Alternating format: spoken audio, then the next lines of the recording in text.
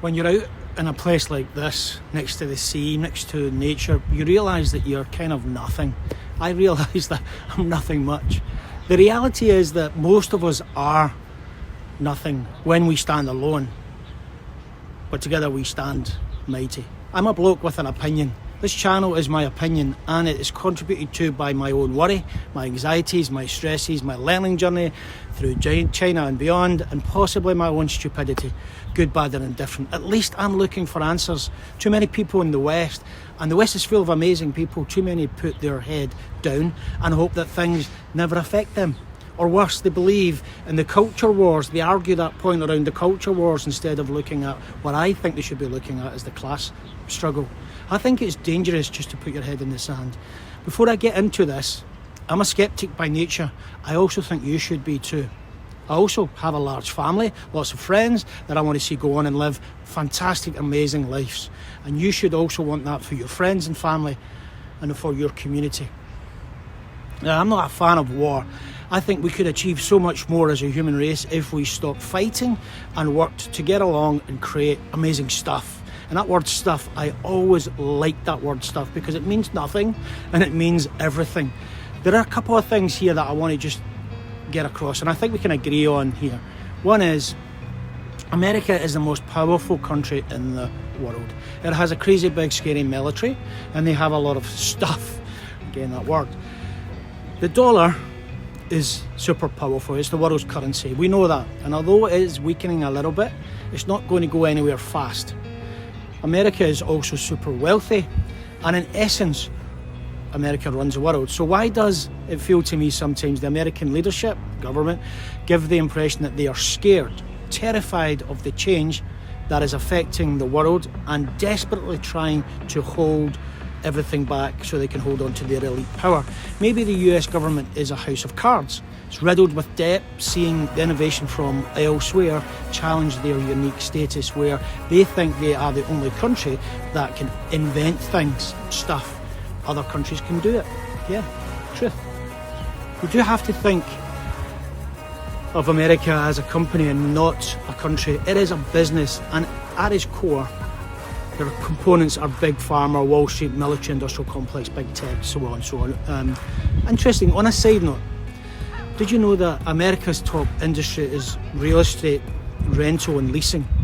That could, for me, explain some of the housing issue. Anyway, I'm going to pause here because I just want to get clear. I'm no conspiracy theorist. It is a fact that these industries are super powerful because they make so much money elsewhere and also from the public purse, and they work in the interests of their shareholders, and I get that. So these powerful groups spend a lot of money influencing politics, society, so they can make a whole lot more money. What they spend in influencing is nothing compared to what they make back in return, and they have to keep increasing their profits because that's what companies do. Take the military industrial complex, the war machine. It is in their interest to have wars, forever wars, because their board sheet, their profit and loss account, it depends on it. They need to keep increasing profit. You know that horrible, kind of truthful saying, there is no profit in peace. I believe there is profit in peace, but I hear that saying a lot and it turns my stomach. I think we are in the most terrifying time in history. The Cuban Missile Crisis, which we all studied, my generation certainly, ain't got a look into where we are today. Or to be more to the point, how scary as hell is the next 15 months going to be as we run up to the next presidential election and into the inauguration of that president in January, because I think it's going to kick off then. American generals were talking about China starting a conflict in the next 12 months because it suits China's timeline. This is crazy stuff because China has not started a war in 40 years, and in essence, at the core, they are a peaceful nation going by their stated aims, and also the recent history, I would say that's true. This timeline of 12, 15 months is like much of what I see in the West and Western leadership is projection. It is not China's timeline, it is America's timeline. They need forever wars. They need to keep making money, and presidents usually get a bump in the polls for war. Also, Trump is a bit anti-war, so they're trying to hold him back. That said, I do feel more and more people are beginning to question the rhetoric from the Western alliances, to question their political and financial motivations. How many politicians are making money hand over fist because they're in bed with other people? It is nowhere near enough people like me who are pushing back, but we also need to come together and start to push back, because you're working against powerful stuff.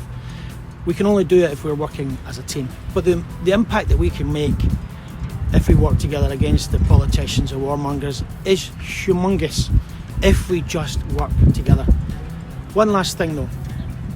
I honestly believe that the other reason that I think the West is so anti-China and the media is pouring so much into demonising China is because they don't want you to see. They want to keep you in the dark. I don't think they want you, the common man, common person, people on the street, to see what is possible if you run a country in a different way.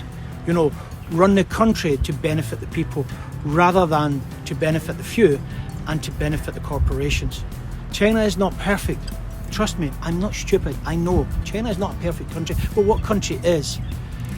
But China's record of common prosperity to support the people is there to see. It's there if you look for it the last 40, 50 years. If you take time to look for it, you will see it.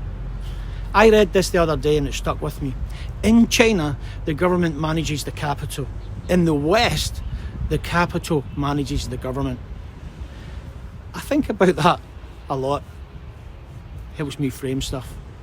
Anyway, this is me, Ian, here in China, wishing you all the best. Take care of your friends, your family, your community, and above all, peace out. Enjoy the sun.